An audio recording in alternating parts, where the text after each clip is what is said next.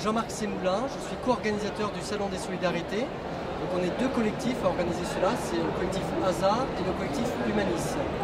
C'est un événement participatif, donc on a un comité de pilotage avec 15 structures et donc c'est une différence, on n'est pas une société d'événementiel, on est vraiment, c'est les exposants qui mettent en place l'événement, ça prend 2 ans pour le mettre en place et on essaye en fait d'impliquer chacun, donc on a une dizaine de villages pour traiter des différentes thématiques. Voilà, sur ce salon, 90 conférences, ateliers, formations en 3 jours.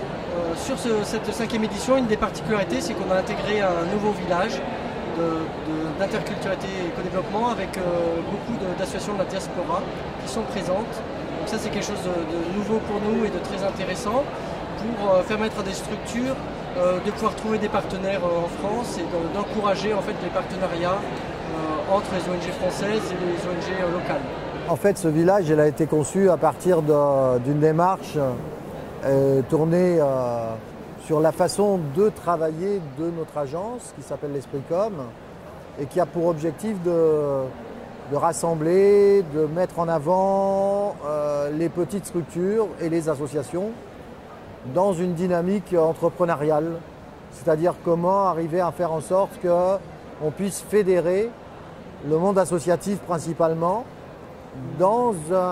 avec un outil qu'on va appeler le Salon des Solidarités et sur ce Salon des Solidarités, mettre en place un outil où toutes les associations venant d'Afrique ou étant tournées vers cette dynamique-là, vers le soutien à l'Afrique et à l'Afrique du Nord, de l'Est et de l'Ouest, puissent faire avancer, créer des nouvelles façons de travailler. Voilà.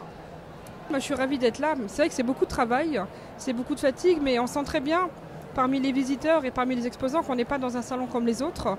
C'est pas du tout commercial et ça se ressent très vite parce que les gens en fait n'attendent rien, ils sont là pour voir, pour donner. Beaucoup de gens viennent dans les stands parce qu'ils veulent donner du temps et c'est vrai que c'est pas du tout la même démarche et c'est vrai qu'humainement c'est quelque chose qui peut beaucoup vous apporter, même si on le voit que c'est quand même beaucoup de travail. En tout cas, moi j'en ressors ravie, je pense que c'est une belle expérience. Voilà.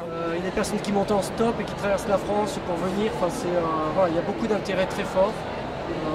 Donc ça c'est encourageant. Ça serait tellement plus simple de faire l'événement tout seul, puis de dire voilà c'est comme ça. Et vous prenez un stand, il y a telle conférence, et d'organiser un événement avec 15 personnes, des villages, des commissions, de prendre l'avis de tout le monde. Voilà, ça prend 2 ans. Mais derrière, c'est extraordinaire de faire un événement participatif. On fait beaucoup de réunions aussi avec les associations en amont pour connaître leurs besoins et d'avoir des intervenants et des exposants qu'on va chercher spécifiquement pour répondre aux besoins qui ont été formulés par les associations. On s'est rendu compte dans le domaine de l'associatif que ce sont vraiment beaucoup de femmes qui se mettent en avant et quand on regarde les initiatrices, c'est souvent des femmes.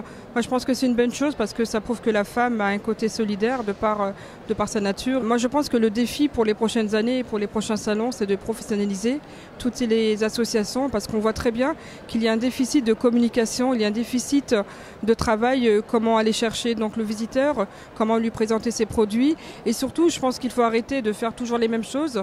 Il faut devenir innovant et proposer de nouvelles méthodes pour pouvoir vendre son association par exemple, ne pas s'asseoir derrière un stand et mettre une boîte, mettez votre bol, donnez à l'association.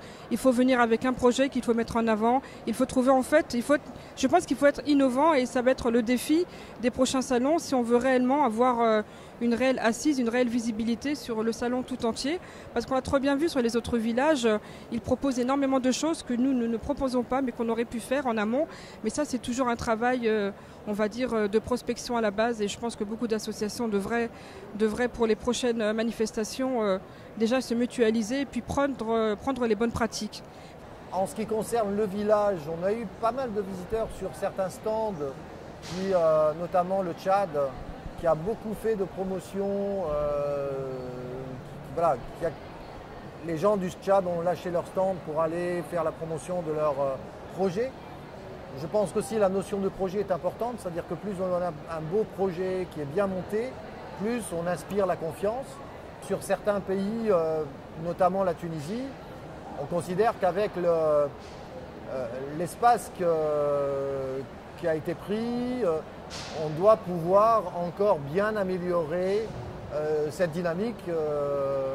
Voilà, et on compte sur toutes les associations tunisiennes pour encore plus se fédérer. Notre rêve et ambition et ce vers quoi on tend, c'est vraiment de passer encore un cap supplémentaire de salon européen avec du coup les conférences qui sont traduites en anglais, beaucoup plus d'ONG européennes. Donc de chaque année, on a de plus en plus d'ONG. Là, on a un pavillon espagnol, par exemple, Amérique latine. Voilà, il y a de plus en plus d'ONG européennes qui viennent et on veut vraiment travailler de plus en plus dans ce sens-là, d'avoir des structures internationales.